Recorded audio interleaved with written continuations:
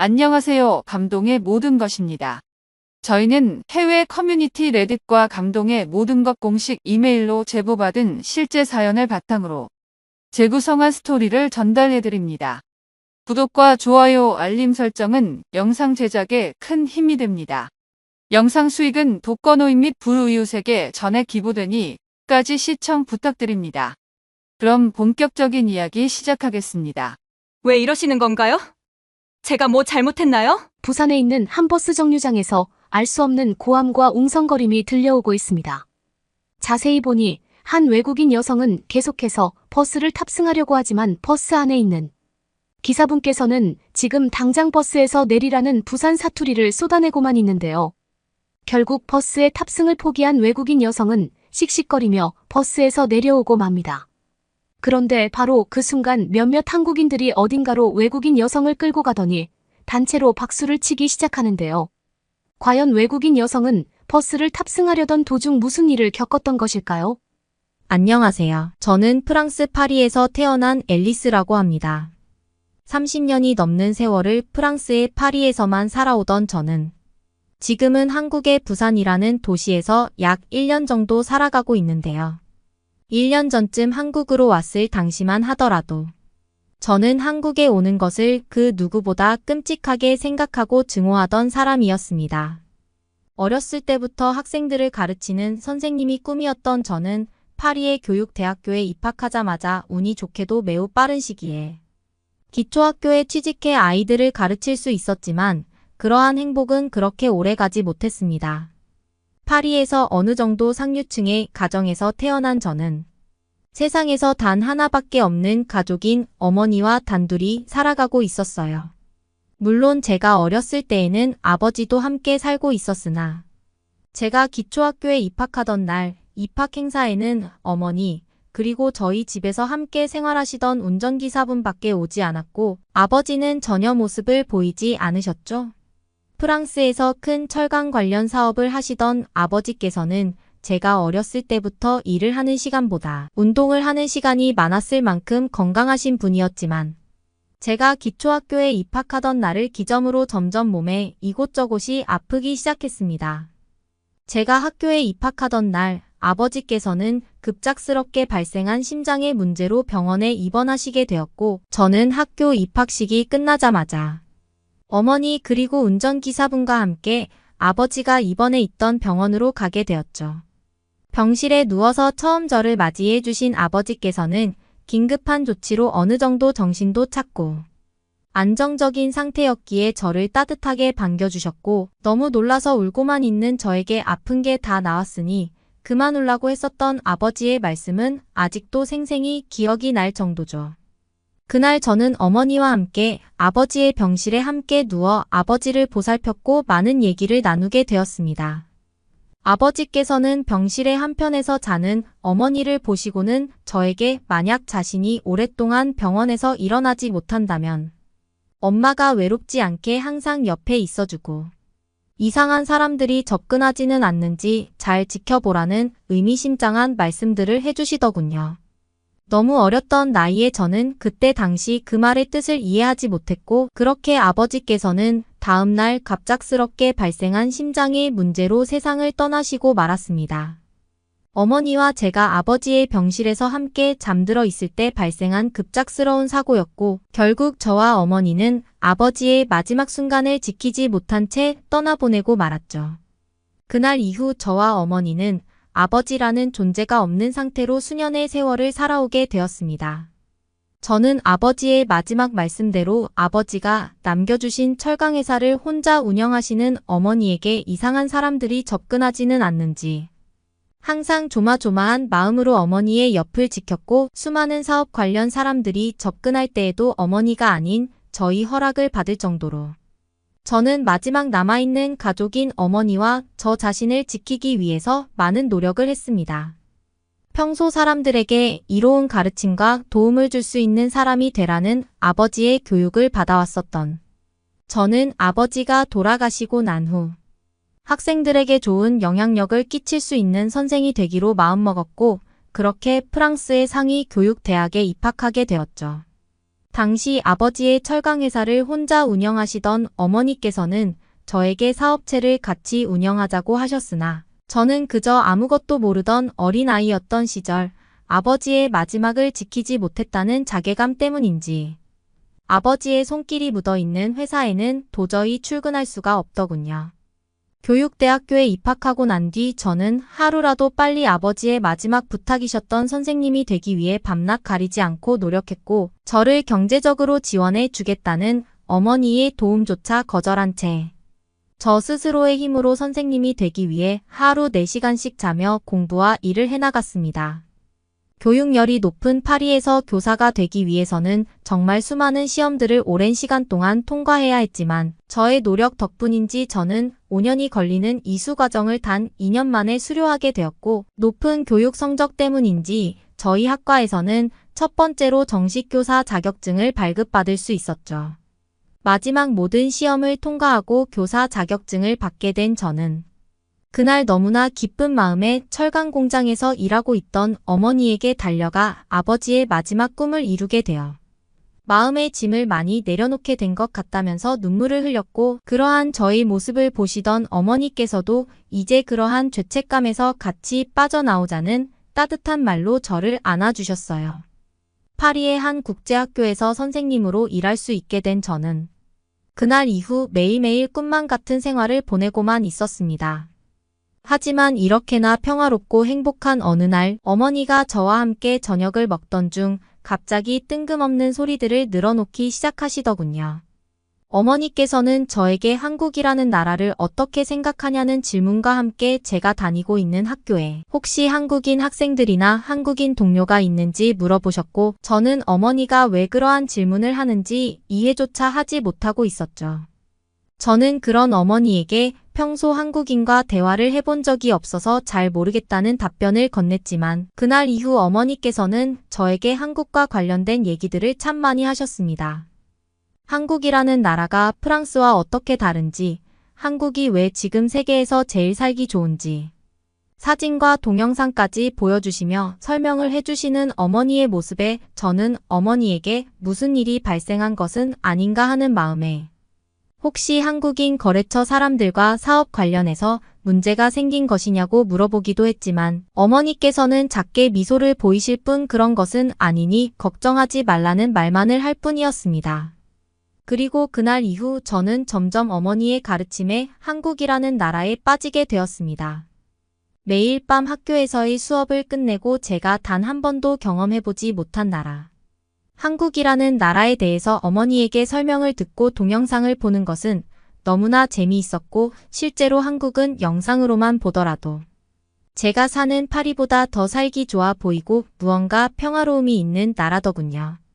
특히 제가 다니고 있던 학교에서는 매일 오후 수업이 끝날 때 학교 정문에서 아이들의 가방을 훔쳐가려는 파리의 도둑들이 기승을 부려서 문제가 많았지만 어머니께서 보여주시는 한국 학교의 모습들에서는 전혀 그러한 문제들을 찾아볼 수가 없는 것이 너무 신기했습니다. 그렇게 저는 점점 저 스스로 한국이라는 나라를 찾아보게 되었고 운이 좋게도 같은 학교에 있는 한국인 동료와도 친해져 함께 한국 여행을 가자는 여름방학 계획까지 세우게 되었죠. 그렇게 약 3개월의 시간이 흐른 어느 날 학교에서의 일을 끝내고 집으로 돌아왔는데 현관에 전혀 보지 못했고 보여서도 안 되는 낡은 남자 신발이 하나 보이더군요. 처음에는 돈을 노리고 집에 숨어 들어온 도둑이라고 생각했지만 가지런히 신발까지 벗은 모습에 저는 너무 당황스러워졌고 혹시나 하는 마음에 인기척을 숨긴 채 집의 거실로 들어가게 되었습니다. 하지만 발소리도 내지 않고 거실로 들어간 순간 저는 큰 충격을 받고 들고 있던 가방을 떨어뜨릴 수밖에 없었어요. 그곳에는 낡은 작업복을 입고 있는 한국인 아저씨와 저희 어머니가 손을 잡고 친밀한 대화를 나누고 있었기 때문이죠. 한눈에 보아도 한국인으로 보이는 아저씨는 어머니와 매우 친밀한 연인 사이처럼 보이는 행동들을 하고 있었고 저는 너무나 놀라고 당황스러운 마음에 곧바로 화를 내며 이 집에서 당장 나가라는 소리를 치게 되었습니다. 어머니는 그러한 저의 모습을 보더니 조금만 진정해보라며 저를 붙잡았지만 아버지가 돌아가시고 3년밖에 되지 않았는데 벌써 다른 남자를 만나고 계시는 어머니의 모습을 보니 정말 화가 머리끝까지 나게 되더군요. 한국인 아저씨께서는 저에게 잠깐 얘기를 나눠보자며 진정하라는 모습을 보이기도 했지만 저는 도무지 마음과 몸이 진정되지가 않았습니다. 결국 저는 운전기사 비서분을 불러 한국인 아저씨를 집 밖으로 쫓아내게 되었고 어머니에게 따지듯 여러 질문들을 던지기 시작했죠.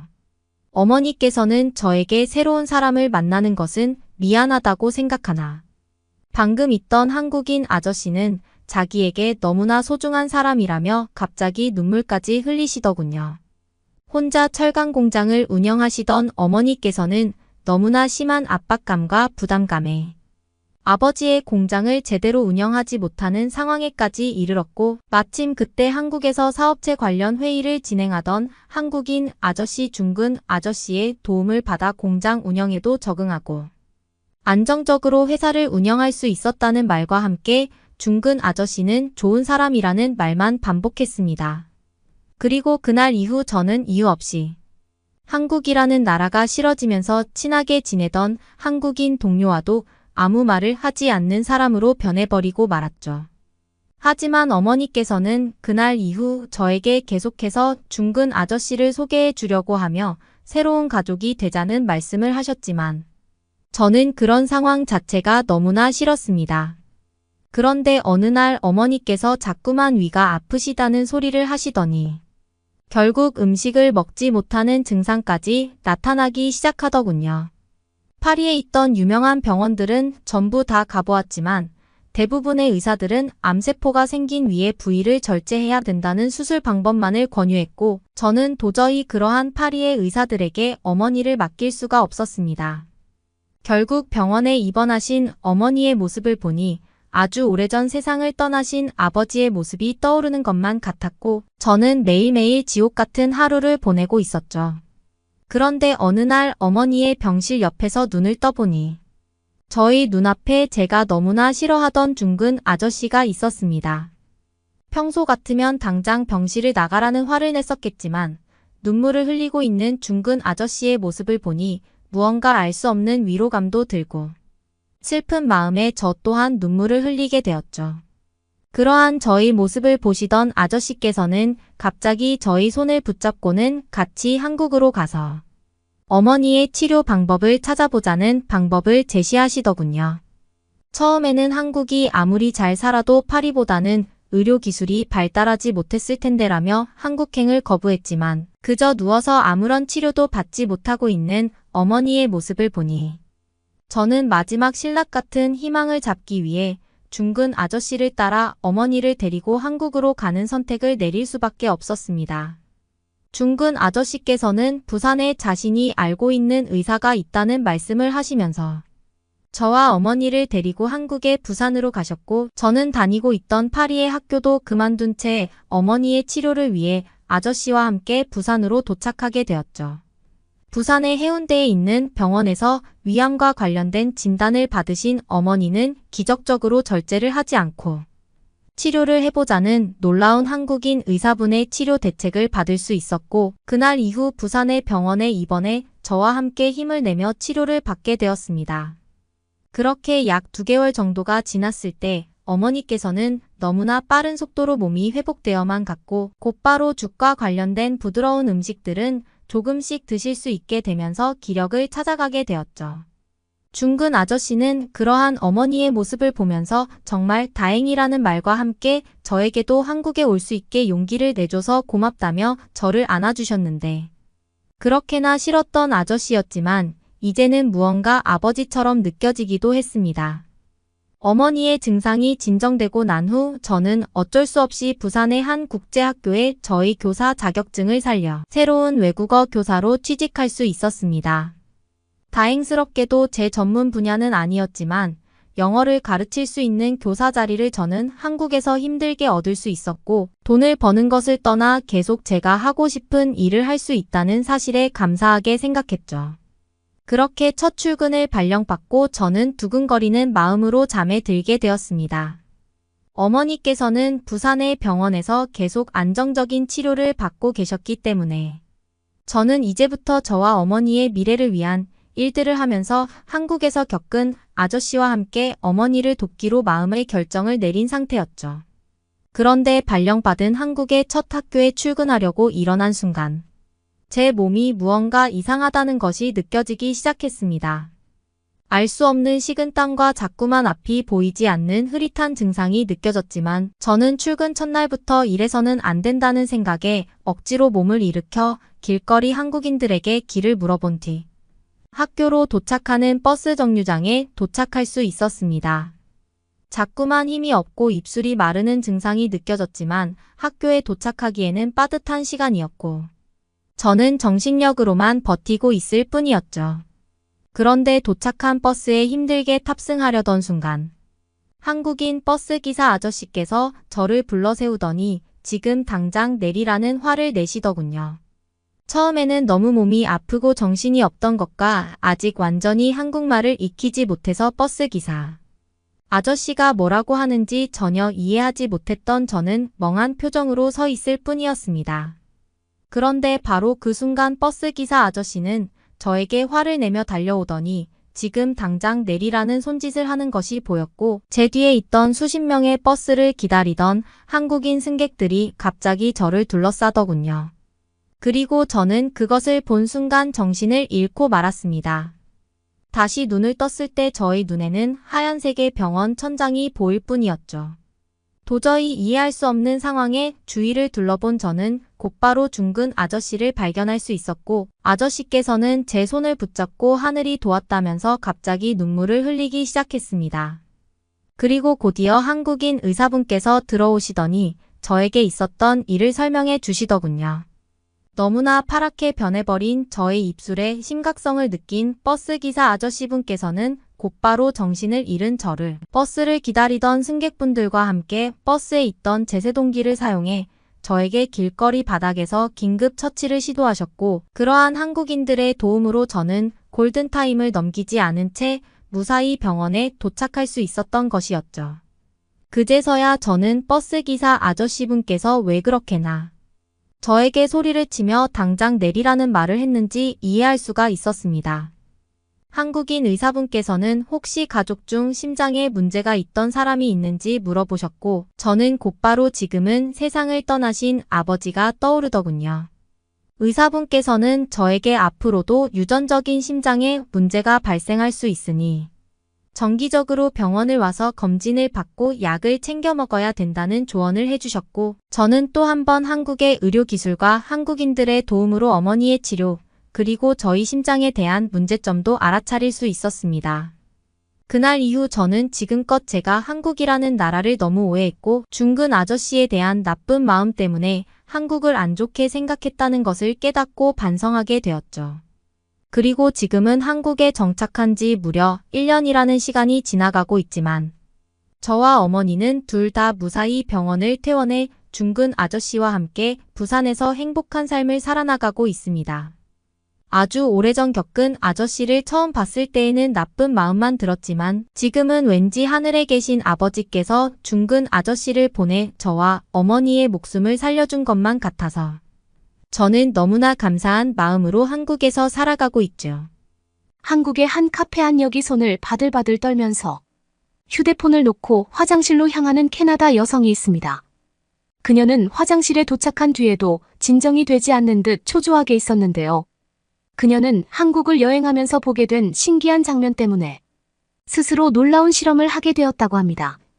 과연 그녀에게는 무슨 일이 있었던 걸까요? 캐나다 여성의 사연입니다. 안녕하세요. 저는 캐나다 작은 극장에서 활동하고 있는 마가렛이에요. 세계적인 열풍을 주도하고 있는 한류에 대해 조금이라도 관심 있다면 한국에 가보고 싶을 것 같은데요. 저는 한류를 좀 더 자주 접할 수 있는 연극 분야에서 활동을 하고 있기에 더 직접적으로 느껴졌어요. 한국에 방문해 음악이나 연극 관련된 행사에 참여해 좀 더 많은 인기를 얻고 싶었거든요. 주위를 보더라도 한국의 교육 시스템을 연구하거나 교류 프로그램에 참여하기 위해 방문하는 사람들을 보면서 저 역시 저의 경험과 전문 지식이 한국 여행을 통해 더 풍요로워지는 걸 소망했습니다. 그래서 한국 여행을 준비하기 시작했어요. 한국도 캐나다만큼이나 오래되었기에 한국이 지닌 독특한 문화와 풍부한 역사에 대해 둘러보고 영감을 얻고 싶었습니다. 하지만 몇 시간의 비행기 여정을 마치고 한국에 도착하는 순간 저희 몸이 상당히 피곤하고 지친 상태라는 걸 알았어요. 이 긴 비행 시간 동안 저는 앉아서 있어야 했고 편안한 자세를 유지하는 것조차 어려웠죠. 잠을 자는 것 역시 눈을 감고 있을 뿐 깊은 숙면을 취하지 못했어요. 좁은 좌석과 제한된 공간의 불편함은 물론 비행기 공기의 건조함으로 피부 상태도 푸석해졌죠. 이런 불편함들이 저희 몸 상태를 더욱 지치게 만들었습니다. 한국에 도착하자마자 휴식을 취하고 싶었어요. 숙소에 들어가 반나절 이상 꼼짝하지 않고 잠만 자고 싶을 정도였죠. 지친 몸을 이끌고 한국 공항에 첫 발을 내딛었을 때 저는 공항 내부의 쾌적한 모습 때문에 기분이 조금 좋아졌습니다. 인천공항 바닥은 청결하게 유지되고 있었고 벽에는 어떤 자국이나 얼룩도 없었죠. 캐나다에서는 간혹 노숙자들이 지나다니며 손자국을 내는 경우가 있거든요. 하지만 한국은 달랐죠. 공항 직원들은 항상 깔끔하게 관리되도록 열심히 일하고 있는 것 같았어요. 덕분에 저 같은 여행객들이 쾌적함을 느낄 수 있었고 무엇보다 환영받는다는 느낌을 받을 수 있었습니다. 공항은 별다른 어려움 없이 수월하게 이용할 수 있었어요. 쉽게 이해할 수 있도록 안내 표지판이 영문으로 기재되어 있었거든요. 그렇지 않더라도 언제나 도움을 요청할 수 있는 친절한 공항 내 직원들이 있었기에 큰 걱정은 없었죠. 긴 비행으로 쌓인 피로와 불편함 그리고 예민해진 기분은 공항을 빠져나오면서 평온하고 평화로운 기분으로 바뀌고 있었습니다. 그러면서 생각이 바뀌기 시작했죠. 도착했던 시간이 늦은 시간이라 이대로 숙소에 들어간다면 식사가 애매해졌거든요. 아무래도 늦게까지 문 여는 식당이 없을 거라고 생각해 공항에서 식사를 해결하고 가는 게 좋겠다고 생각했습니다. 식사를 하기 위해 식당으로 들어갈 때 예상하지 못한 상황을 마주해야 했어요. 제 캐리어를 식당으로 가져갈 수가 없었습니다. 캐리어는 식당 밖에 내놓고 밥을 먹어야 했거든요. 공항은 여행객들이 이용하는 곳으로 많은 사람들이 오가는데 캐리어를 식당 밖에 두게 하는 이유를 이해할 수 없었어요. 여럿이 온 경우라면 돌아가며 식사를 하고 짐을 지킬 수 있겠지만 저처럼 혼자 온 사람은 할 수 없으니까요. 캐리어를 밖에 내놓으면 누군가 제 캐리어를 훔쳐가는지 지켜봐야 하니까 식사를 편하게 즐길 수조차 없을 것 같았어요. 무엇보다 캐리어를 밖에 누워서 누군가 그것을 가로챈다면 제가 달려온다 하더라도 이미 따라가기 어려울 정도로 멀리 달아날 것 같았죠. 그래서 전 캐리어를 밖에 놓고 먹어야 하는 상황이라면 안전하게 보관할 수 있는 곳을 찾아보기로 했어요. 공항 내부에 캐리어를 보관할 수 있는 사물함이나 별도의 보관소를 찾아보기로 한 거죠. 하지만 알아보러 가기도 전 저는 놀라운 광경을 목격하고 말았습니다. 한 한국인 무리가 식사를 하기 위해 식당으로 들어가는데 아무렇지 않게 끌고 가던 캐리어를 밖에 놓고 식당 내부로 들어갔기 때문이죠. 너무 자연스러운 행동은 캐리어 따윈 신경 쓰지 않는 것처럼 느껴졌어요. 왜냐하면 캐리어가 잘 보이는 쪽에 앉은 게 아니라 식당 안쪽으로 들어갔기 때문입니다. 놀라운 마음으로 그 상황을 이해하려 했었는데 그 다음에 또 다른 한국인 무리도 캐리어를 식당 밖에 놓더니 안으로 들어갔어요. 그제서야 전 공항 내부는 순찰을 많이 하니까 안전관리가 된다고 상황을 이해하려 애썼습니다. 그리고 저 역시 식당 안으로 들어갔어요. 캐리어를 식당 밖에 두고 말입니다. 한국에 왔으니 당연히 한국 음식을 먹어보기로 결정했고 한국 사람들이 하는 걸 그대로 따라하는 것도 괜찮은 경험이라 생각했죠. 솔직히 아무런 이상이 없었으니까 이젠 경험이라고 말할 수 있지만 사실 그때의 심정은 모험에 가까웠답니다. 식당에 들어가 비빔밥을 주문했는데 다채로운 색상의 채소들이 가지런히 자태를 뽐내고 있는 게 아주 아기자기하고 예쁘게 느껴졌어요. 다양한 재료를 사용해 색감을 맞추는 게 신기했죠. 한국인들은 고추장에 밥을 비벼 먹는데 맵다면 간장에 비벼도 괜찮다고 친절하게 안내까지 해주었습니다. 그래서 고추장을 숟가락에 조금 덜어 맛을 보았는데 처음 먹어보는 매운맛에 깜짝 놀랐죠. 하지만 독특하고 맛있는 경험이라 놓치고 싶지 않았어요. 그래서 고추장 반, 간장 반을 넣어 간을 맞췄는데 정말 맛있었죠. 그리고 식사가 끝난 후 두근거리는 마음으로 식당 밖으로 나왔어요. 물론 중간중간 식사를 하면서 내다보았지만 아무도 식당 밖에 있는 캐리어에 관심을 주지 않더라고요. 비빔밥이 나오고 어느덧 저도 모르게 편안하게 식사를 하면서 캐리어 존재를 잊고 있었던 터라. 식사가 끝나고 캐리어를 찾으러 갈 땐 두근거렸습니다. 그리고 제 캐리어가 멀리서 보이기 시작하자 전속으로 쾌재를 불렀죠. 처음 경험해보는 일이라 캐나다에 돌아가면 꼭 공연할 때 소재로 사용해야겠다는 생각도 들었어요. 식사를 끝내고 공항 밖으로 나가기 전에 화장실에 들렸는데요. 화장실에 들어갔을 때 청결 상태에 정말 놀랐습니다. 공항 바닥과 다르지 않았거든요. 윤기가 흐르고 거울처럼 반짝반짝 빛이 날 정도였죠. 변기와 세면대도 깨끗했고 심지어 소독까지 된 상태였어요. 화장실 내에는 지저분하게 놓인 쓰레기나 이물질도 없었고 공기 역시 상쾌하게 유지되고 있었죠. 피곤했던 저는 어느새 한국 공항의 모습을 보며 서서히 안정감을 찾아가고 있었습니다. 무엇보다 한국 공항 화장실 안에 휴지가 배치되어 있다는 사실이 신기했어요. 캐나다에서는 일반적으로 화장실을 찾는 것도 어렵지만 당연히 휴지는 없거든요. 그런데 한국은 달랐죠. 변기에 앉아서 사용하기 적절한 위치에 넉넉하게 배치되어 있었어요. 전 그동안 한 번도 시도하지 않았던 개그 소재로 캐나다와 한국의 느낌들을 풍자하는 것도 좋겠다는 생각이 들었습니다. 태어나서 한 번도 경험한 적 없는 환경이 저를 두근거리게 만들었죠. 공항 밖으로 버스를 타러 가면서 제 마음은 상당히 들떠 있었어요. 한국이라면 정말 많은 소재를 찾을 수 있겠다 싶었거든요. 추운 겨울이었는데 공항 안이 쾌적하고 따뜻해서인지 밖에 찬바람들이 시원하게 느껴졌어요. 제가 탈 버스 정류장이 있는 곳으로 걸어가는데 제 앞에 놀라운 장면을 목격하고 말았습니다. 주위를 볼 때 사람은 없는데 캐리어가 한 줄로 서 있었거든요. 분명 버스 정류장인데 사람은 없었어요. 캐리어의 색상이나 모양이 모두 다른 걸로 보아 한 사람의 캐리어도 아니었죠. 예전에 TV에서 태국에서는 은행 같은 관공서에서 줄을 설 때 사람이 아니라 신발이 대신 줄을 선다는 걸 본 적 있었어요. 사람이 서 있으면 다리가 아프니까 자신의 신발을 대신 줄 세운다는 조금 신기한 내용이었는데요.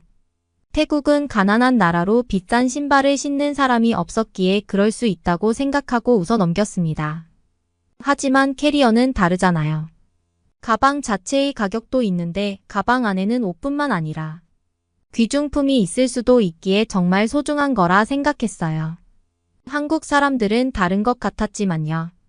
어떻게 이럴 수 있을지 걱정도 되고 의문이 드는 마음에 저는 가던 길을 멈추고 한 줄로 서 있는 캐리어 옆에 자리를 잡았습니다. 누군가 훔쳐갈 거라는 생각에 불안해서 지나치지 못하겠더라고요. 알아요. 공항 안에서 식당 밖에 있던 캐리어를 가져가지 않는 나라가 한국이라는 거 말입니다. 하지만 공항에 막 도착한 캐나다인인 제 기준은 그건 공항 아니니까 가능한 일이었어요. 물론 한국인들은 아무도 훔쳐가지 않을 거라고 생각하는 것 같더군요. 어쩌면 믿고 있는지도 모르죠. 하지만 전 달랐어요. 어디를 가더라도 도둑은 반드시 있기 때문이죠. 더군다나 이건 가져가라고 선전하는 것처럼 서로 다른 가방들의 주인이 코빼기도 보이지 않았어요. 그래서 그 옆에 자리 잡고 기다리기 시작했습니다. 주위를 둘러보니 버스 정류장에서 버스를 기다리는 건 저 같은 외국인들 뿐이더군요. 한국인들은 보이지 않았고 대신 주인을 알 수 없는 가방들만 눈에 띌 뿐이었죠. 10분 정도 흘렀을 무렵 버스가 도착했는데 어디선가 가방 주인인 한국인들이 하나둘 나타나기 시작했어요. 그리고 줄지어 차례차례 버스에 탑승했죠. 버스가 출발하고 나니 가방과 한국인들이 모두 떠나고 아무도 남지 않더군요. 제 걱정과 다르게 아무도 가방을 잃어버리지 않았고 훔쳐간 사람도 없었어요. 걱정스러운 마음에 가방을 지키던 저와 한국인이 아닌 외국인들만 추운 겨울 버스 정류장에 서 있을 뿐이었죠.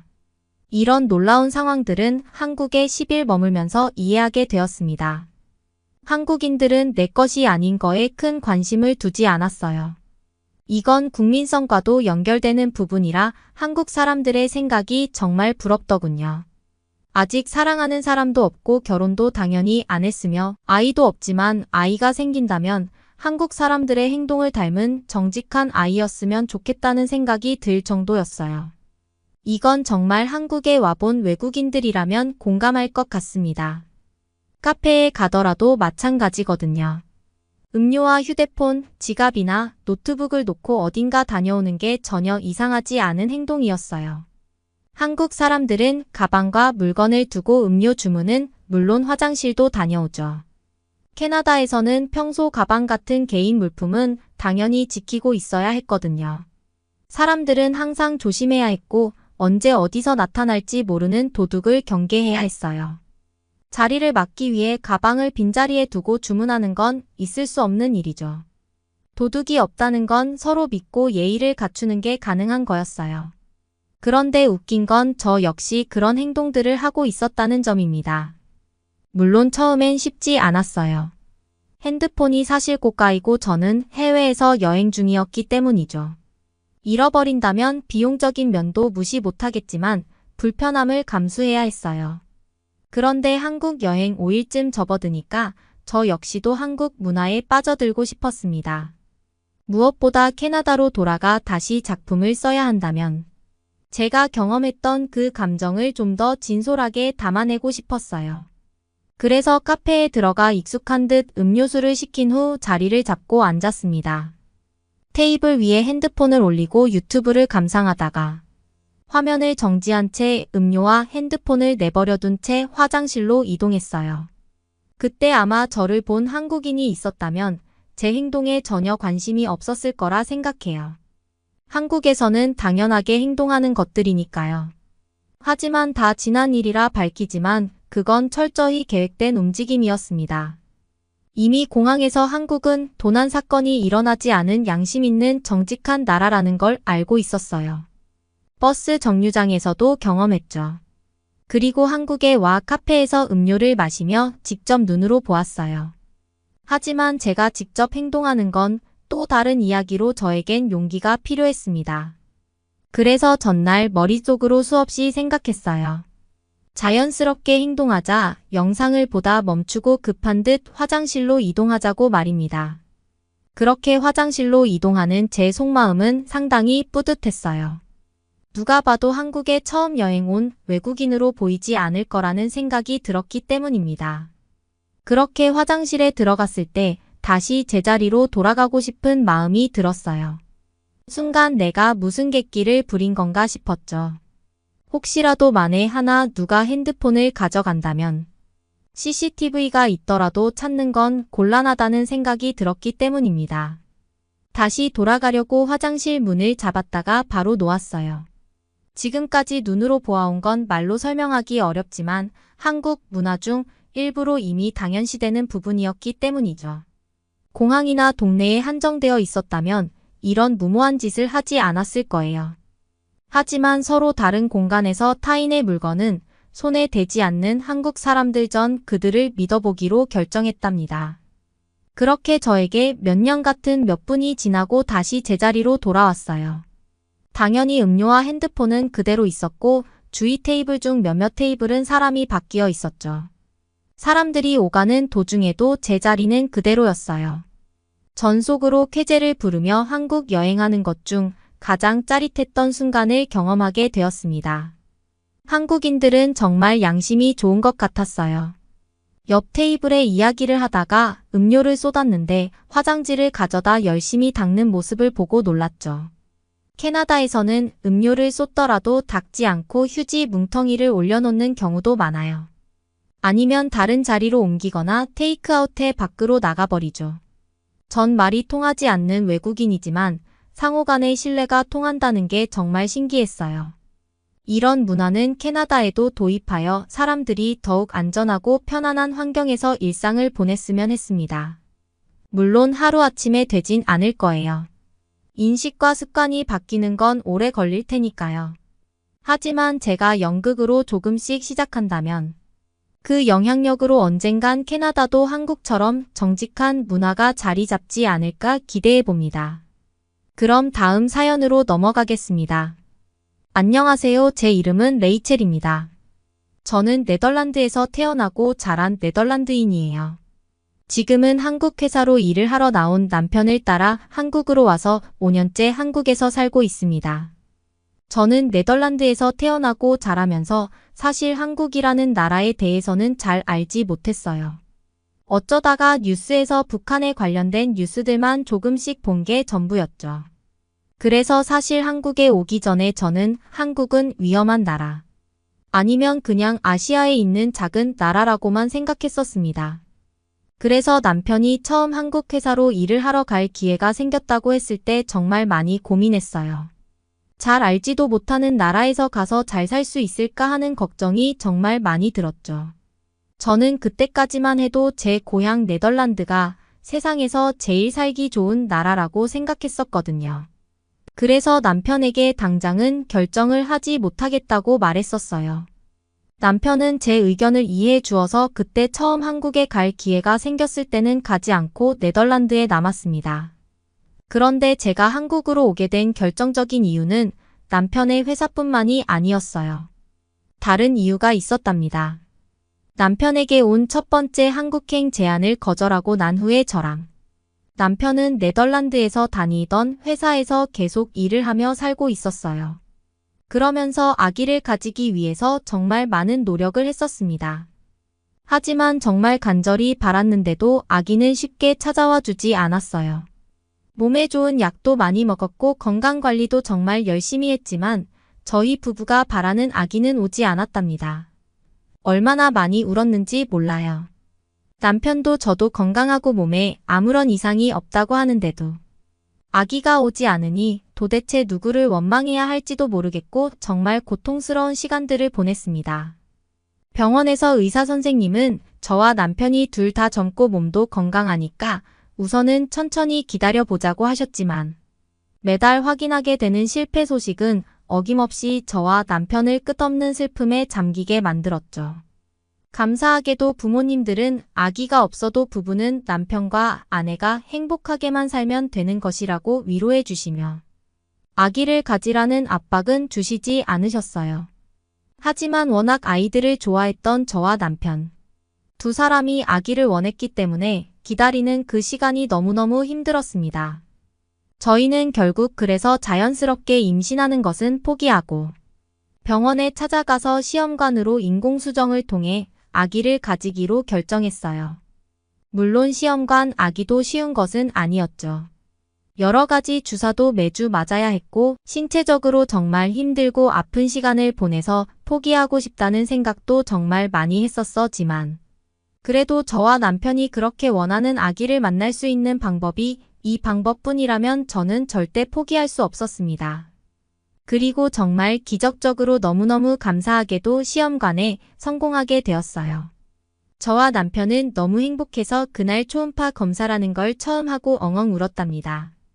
이제 우리 가족이 정말 더 행복해질 거라고 생각했어요. 그런데 저희가 예상하지 못했던 문제가 하나 생겼습니다. 바로 아이가 한 명이 아니라는 것이었어요. 보통 인공수정을 할 때는 수정에 실패할 경우를 대비하여 2개 이상을 수정시킨다고 해요. 그런데 저희는 수정이 전부 성공하여 전혀 예상치도 못하게 저는 제 뱃속에 4명의 아기를 품게 되었습니다. 제가 4쌍둥이를 임신하게 된 거예요. 처음에는 그냥 마냥 행복하기만 했습니다. 물론 4명의 아기를 동시에 키운다는 것은 매우 어렵고 힘든 일이겠죠. 그렇지만 저와 남편은 워낙 아이들을 좋아했고 될 수 있는 대로 많이 낳아서 키우자고 이야기를 했었기 때문에 몸고생, 마음고생하면서 어렵게 가진 4쌍둥이 아기들은 저희에게 그저 4배의 축복으로만 느껴질 뿐이었습니다. 남편도 집에서 일할 수 있는 재택근무를 알아보면서 적극적으로 아기들을 키울 준비를 하고 있었습니다. 그렇지만 시간이 지나고 아기를 낳을 시기가 다가오고 있을 때 산부인과에서 충격적인 말을 전해 들었습니다. 그것은 바로 제가 그 병원에서 아기들을 낳을 수 없다는 것이었어요. 저는 너무 놀랐죠.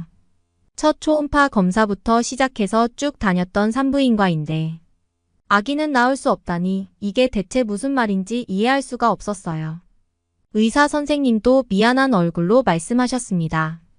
저는 내 쌍둥이를 다 낳기로 결정했는데 그건 너무 위험한 일이라서 그 병원에서는 할 수가 없다고요. 저는 처음에 의사 선생님이 아기를 낳는 과정에서 위험성이 크다고 말씀하시는 건 줄 알았어요. 그런데 그것뿐 아니라 다른 것도 있더라고요. 다들 아시겠지만 그냥 쌍둥이도 아닌 4명의 쌍둥이를 낳는 건 아무래도 위험성이 더 클 수밖에는 없어요. 그래서 저도 일찌감치 아기들을 낳을 때는 수술을 해서 낳기로 하고 자연적으로 낳는 것은 포기했었고요. 네덜란드의 병원들은 거의 대부분이 국가가 개입하지 않고 개인적으로 운영되는 병원입니다. 그렇다 보니 작은 감기로 인해 의사를 단 몇 분 동안 만나는 것조차도 많은 돈을 내야 해요. 심지어 상처에 붙이는 밴드나 연고 같은 것들도 가격이 비싸답니다. 저는 다행히 네덜란드인이고 네덜란드인이 받을 수 있는 의료보험 같은 혜택을 받으면서 살았기 때문에 어릴 때부터 그때까지는 그런 면에서는 걱정을 할 일이 없이 살았었어요. 그런데 이게 아기들을 낳으려니 문제가 된 거죠. 병원들은 개인적으로 운영되는 병원이고 혹시라도 제가 4명의 아기들을 낳다가 무슨 일이 생길 경우 병원의 평판에 흠이 되는 일이 되는 거잖아요. 그러니 위험성이 있는 산모인 저희 출산은 맡아줄 수가 없다는 거였죠. 처음에 그 말을 들은 저와 남편은 화가 났어요. 의사들이면 어쨌든 책임을 져줘야 한다고 생각했거든요. 의사들이 그러라고 공부하고 배운 거잖아요. 그러나 그 산부인과에서는 끝끝내 저와 4명의 아기들을 받아줄 수가 없다고 했고 저와 남편은 결국 다른 병원들을 찾아보아야 했습니다. 처음에는 대수롭지 않게 생각했어요. 그냥 저 산부인과의 의사들이 능력이 없는 거겠지 생각했었죠.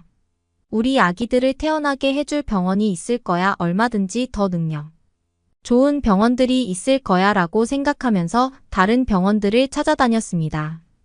그러나 이내 저와 남편은 매우 당혹스러운 상황에 놓이게 되었어요. 다른 병원들을 찾아가도 한결같이 첫 병원과 똑같은 말을 하면서 저와 내 쌍둥이 아기들을 받아줄 수가 없다고 그러더라고요. 정말 죄송하지만 위험성이 너무 높다. 혹시라도 잘못되면 저뿐만 아니라 병원에도 아주 큰 위험으로 돌아올 수 있다라는 말을 하면서 사과와 함께 저와 남편을 내보내곤 했습니다. 그때서야 저는 생각했어요. 네덜란드라는 나라의 의료 상태를요. 의사들이 환자들의 상태보다는 자신들의 이익만 생각하면서 이기적으로 환자들을 차별한다는 생각을 하게 되었죠. 처음으로 이 나라에서 태어난 것이 원망스러울 정도였습니다. 아기 출산일은 하루하루 다가오는데 병원을 찾지 못했어요. 내 쌍둥이를 그렇다고 집에서 낳을 수도 없는 일이었죠. 눈물로 하루하루를 보내면서 이제 어떡하지 우리 아기들 어떡하지 하면서 남편하고 둘이 방법을 강구했습니다. 그런데 어느 날 저에게 대학교 시절 친구가 찾아왔어요. 친구는 대학교를 졸업하고 한국에 여행을 가 영화처럼 만난 한국 남자와 결혼해 한국에 살고 있었죠. 그런데 어머니 생신을 기념해서 오랜만에 네덜란드로 돌아온 것이었어요. 제가 그토록 권하던 임신을 했다는 소식을 듣고 축하해 주러 선물을 들고 찾아온 친구는 어두운 표정의 저를 보고 깜짝 놀랐습니다. 그렇게 원하던 아기를 한꺼번에 4명이나 가졌는데 왜 그렇게 얼굴이 슬퍼 보이냐고 물었죠. 저는 엉엉 울면서 친구에게 절망스러운 상황에 대해서 털어놓았습니다. 그런데 놀랍게도 제 이야기를 들은 친구는 전혀 걱정할 것 없다고. 그러면서 저에게 한국으로 와서 내 쌍둥이를 낳으라고 강력하게 권유하더라고요. 한국에는 능력 있는 의사들이 많고 아기들을 충분히 받아줄 수 있다고 했어요. 무엇보다 한국은 병원의 이익이나 개인의 이익이 아닌 환자를 최우선으로 생각해 준다면서요. 그리고 자기가 쌍둥이들을 전문으로 하는 의사까지 알아봐 줄 테니 한국에 와서 아기를 낳으라고 했죠. 때마침 좋은 타이밍으로 남편에게 또다시 한국 회사 근무 제안이 들어왔습니다. 결국 저와 남편은 고민 끝에 더 이상 네덜란드에서 다른 선택지를 찾는 것은 어렵겠다고 판단하고 한국으로 가기로 결정했어요. 그렇게 출산을 앞두고 남편과 저는 한국으로 들어오게 되었죠. 친구가 소개시켜준 쌍둥이 전문 의사가 있는 큰 병원으로 찾아간 저는 정말 깜짝 놀랐어요. 의사 선생님이 저를 보자마자 따뜻하게 안아주셨거든요. 저희 어머니 같이 넓은 품을 가지신 여자 선생님이셨습니다. 저를 보고 어떻게 4명이나 되는 아기들을 다 지키고 품고 있을 결정을 내렸냐면서 정말 존경한다고 하시며 저를 꼭 안아주시며 잘했다고 잘 견뎠다고 해주시더라고요. 그 말을 들은 저는 눈물을 쏟을 수밖에 없었습니다. 네덜란드 병원에서는 모든 의사들이 제 소중한 아기들을 무슨 폭탄 취급하면서 위험한 존재들로만 취급했거든요. 그러나 한국 병원의 의사 선생님은 아기들은 무조건 지켜져야 할 소중한 존재들이고 그 아기들의 위험 속에서도 지킨 제가 아주 훌륭한 엄마라고 해주셨어요. 저도 남편도 정말 큰 감동을 받았습니다. 의사 선생님께서는 네덜란드 병원에서는 한 번도 경험하지 못했던 친절함으로 하나하나 차근차근 모든 과정을 이끌어 주셨어요. 일단 아기들이 4명이나 되기 때문에 다른 아기들보다 빠른 시기에 수술을 해서 꺼내야 한다고 했습니다. 그리고 아기들이 태어나면 다른 아기들보다 일찍 나왔기 때문에 보통 아기들보다 오래 병원에서 지켜보고 괜찮은지 상태를 봐야 한댔죠. 위험할 수도 있는 일이었지만 그래도 최선을 다해 아기들을 지켜주시겠다고 약속하셨어요. 그렇게 저는 제 가족이라고는 남편밖에 없었지만 낯선 땅에서도 안심하고 아기를 낳을 준비를 할 수 있었습니다. 심지어 내 쌍둥이를 임신한 엄마가 이사 왔다는 이야기가 퍼지자마자 저와 남편이 들어간 아파트에서 얼마나 많은 선물을 보내주셨는지 몰라요. 아파트에서 살던 아기를 키우는 다른 엄마들도 선물들과 본인들이 사용하던 깨끗한 아기용품들을 정말 많이 가져다 주었죠. 그리고 아기를 한꺼번에 넷이나 키우려면 기저귀 값도 얼마나 많이 들겠냐면서 기저귀를 10박스나 사다 주신 아저씨도 계셨습니다. 네덜란드에서 눈물로 걱정하던 저는 그렇게 4명의 아기들을 무사히 낳을 수 있었어요. 물론 정말 큰 수술이었습니다. 병원에서 엄청 많은 의사 선생님들과 간호사 선생님들이 제가 아기를 낳는 걸 도우시려고 모이셨다고 들었어요. 다른 아기들이 태어날 때와 비교하면 시간도 많이 걸렸고요. 그러나 모든 선생님들은 그 모든 시간 동안 한 번도 힘든 표정 없이 너무 친절하게 저를 응원해 주시고 안심할 수 있도록 도와주셨습니다. 그리고 제가 정말 한국 병원 선생님들께 너무 큰 감동을 받았던 것은 아기들이 태어나고 난 이후였는데요. 4명의 아기들은 목욕이 끝나고 나서 인큐베이터로 들어갔거든요. 다른 아기들과 비교해서 일찍 태어났으니까요. 그런데 제가 아기들을 낳고 쉬고 있는 병실로 선생님들이 아기들이 들어있는 4개의 인큐베이터를 끌고 들어오셨습니다. 그 후에 한 간호사 선생님이 제 앞에 커다란 천으로 된 스크린을 내리셨어요. 그리고 조금 뒤 저는 제 눈을 의심할 수밖에 없었습니다. 화면 속 가득히 네덜란드에 계신 제 부모님의 모습이 나타났거든요. 알고 봤더니 선생님들께서 남편에게 먼저 말을 하셔서 네덜란드에 계신 부모님들께도 아기들을 영상통화로 보여드리자고 하셔서 생긴 일이었어요. 선생님들은 아기들을 한 명 한 명 가까이 데려가 제 부모님께 갓 태어난 손주들을 볼 수 있도록 해주셨습니다. 네덜란드에서 아무 병원도 저희 아기들을 봐줄 수 없다고 했을 때 저만큼이나 걱정하시면서 눈물도 많이 흘리셨던 부모님이셨어요. 그래서 더욱 빨리 건강한 아기들을 보여드리고 싶었는데 한국 병원의 선생님들께서 거기까지 먼저 생각하시고 아기들을 보여주셔서 저는 부모님과 통화하는 내내 감동의 눈물을 흘릴 수밖에 없었죠. 정말 감동적인 순간이었고 아기들과 저를 보신 부모님들도 우시면서 몇 번씩이나 한국 병원의 의사 선생님들께 감사하다고 하셨습니다. 남편도 정말 많이 울었고요. 사실 네덜란드의 병원들이 아기들을 낳는 것조차도 거절을 했기 때문에 한국 병원에서 우리 아기들을 전부 낳을 수 있도록 해준다는 것만으로도 저와 남편에게는 큰 감동이었는데요. 아기들을 낳고 난 이후에도 한국 병원에서의 감동적인 일들은 계속 이어졌습니다. 내 쌍둥이가 태어났다는 소식이 병원에 퍼지자마자 병원에 있던 다른 아기 엄마들조차 제 병실을 찾아와서 축하 인사를 건네고 심지어 선물까지 주는 분들도 계셨어요. 어떤 어르신들은 자기의 딸도 얼마 전에 아기를 낳았는데 엄마도 없이 혼자 낯선 나라에 와서 아기를 낳은 걸 보니까 너무 마음이 안타까웠다고 그러시더라고요. 만일 자신의 딸이 혼자 외국에 가서 엄마도 없이 아기를 낳고 혼자 회복했으면 엄마로서 너무 힘들었을 것 같다고 하시면서요. 그러면서 한국에서는 아기를 낳으면 이런 걸 먹는다면서 직접 만드셨다는 미역국도 가져다 주셨는데 처음 먹어보는 낯선 음식이었지만 엄마의 마음이 느껴져서 정말 큰 감동을 받았습니다. 사실 저도 아기 낳고 네덜란드에 계신 엄마가 너무 보고 싶었거든요. 네덜란드에서 아기를 낳았으면 엄마가 옆에 계시면서 수고했다고 칭찬도 해주시고 몸도 챙겨주셨을 텐데 그러지 못하시니까요. 심지어 남편의 회사도 정말 많은 배려를 해주었어요. 사실 이제 막 발령받아서 새로운 지사에 출근하게 되었으니까 다른 사람들보다도 더 빨리 더 많이 일을 해서 얼른 적응을 해야 하는데 온 지 얼마 되지도 않아 아기들의 아빠가 되었으니 남편은 낮에는 일하고 밤에는 병원으로 와서 저를 돌보느라 정말 바빴습니다. 그러나 회사에서는 그런 남편의 사정을 이해해 주었어요.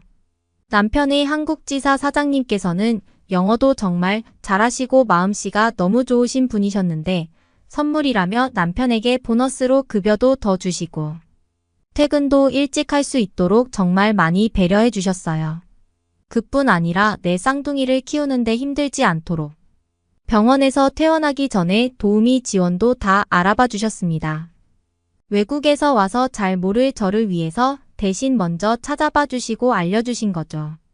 덕분에 저는 4명의 아기들을 생각보다 수월하게 잘 키워낼 수 있었답니다. 물론 남편의 도움도 많았고요. 아기들이 첫 생일을 맞았을 때는 남편 회사에서 또 보너스 급여와 여러 가지 선물들도 많이 받았어요. 그 중에서 최고의 선물은 바로 저와 남편의 부모님이 한국에 오실 수 있도록 남편 회사에서 먼저 나서준 것이었죠. 남편 회사와 네덜란드에 있는 본사와 연결해서 부모님들이 한국에 오셔서 아기들도 만나시고 저와 남편과 함께 가족들의 시간을 보낼 수 있도록 해주셨답니다. 호텔도 다 예약해 주시고 관광 코스도 예약해 주시고요. 덕분에 꿈처럼 행복하고 영원히 잊지 못할 추억들을 많이 만들었어요. 지금은 말씀드렸다시피 한국살이 5년차가 돼가고 있는데요. 이제 아기들이 어느 정도 커서 어린이집에 보내고 있어요. 사실 저는 아직도 한국말이 서툴고 막 자라지는 않는데요. 아이들은 말을 빨리 배운다더니 어린이집에 꾸준히 나가니까 친구들하고 서로 대화하는 데는 문제가 없는 것 같아요. 집에서는 제가 영어를 써서 영어로 말을 해도 다 알아듣고요. 아기들이 어린이집에 가니까 어린이집에 있는 다른 아이들의 엄마들과도 친해졌는데요. 모든 엄마들이 절 보고 정말 대단하고 존경스럽다고 하면서 필요한 게 있다면 언제든지 이야기하라고 말하고 아낌없이 도와준답니다. 이런 걸 보면 한국은 개인주의가 강한 네덜란드와는 달리 정말 따뜻하고 정이 넘치는 곳인 것 같아서 제 마음까지 따뜻해지는 걸 항상 느끼고 있어요. 뭐든지 나누고 자기에게 돌아오는 것이 없어도 항상 서로 돕는 문화가 네덜란드에서 온 저에게는 낯설기도 하지만 동시에 언제나 항상 큰 감동을 준답니다. 한국에서 지내다 보니 한국의 이 따뜻한 문화가 너무 좋아서 예전보다 더 길게 한국에서 살고 싶은 마음이 커지고 있어요. 이제 5년째라 곧 네덜란드로 다시 돌아갈지 남을지 결정해야 할 시기가 다가오는데 사실 남편도 그렇고 저도 그렇고 네덜란드에 남아있는 가족들에게는 미안하지만 아이들에게도 이 문화를 더 경험하게 해주고 싶어서 한국에 남아있고 싶은 마음이 크답니다. 아마 한국에 남을 것 같아요. 제 바람이지만요. 앞으로도 한국에서 좋은 사람들 많이 만나면서 저도 한국 사람들처럼 더 따뜻한 마음씨를 가지게 되고 싶어요. 오늘의 사연은 여기까지입니다. 응원이나 남기고 싶은 말이 있으시면 댓글로 남겨주세요. 사연자분께 전달해 드리겠습니다. 저희 감동의 모든 것은 실제 사연 제보를 받고 있습니다. 채택되신 분께는 선물도 드리고 있습니다. 저희의 사연이 여러분의 하루의 작은 힘이 될 수 있었으면 좋겠습니다. 지금까지 한국의 감동적인 이야기를 전해드리는 감동의 모든 것이었습니다. 구독과 좋아요를 눌러주시면 영상 제작에 큰 힘이 됩니다. 감동적인 사연을 주변 사람들에게 공유하고 함께 이야기 나눠보세요. 끝까지 시청해주셔서 감사합니다. 더욱 더 좋은 영상으로 찾아뵙겠습니다.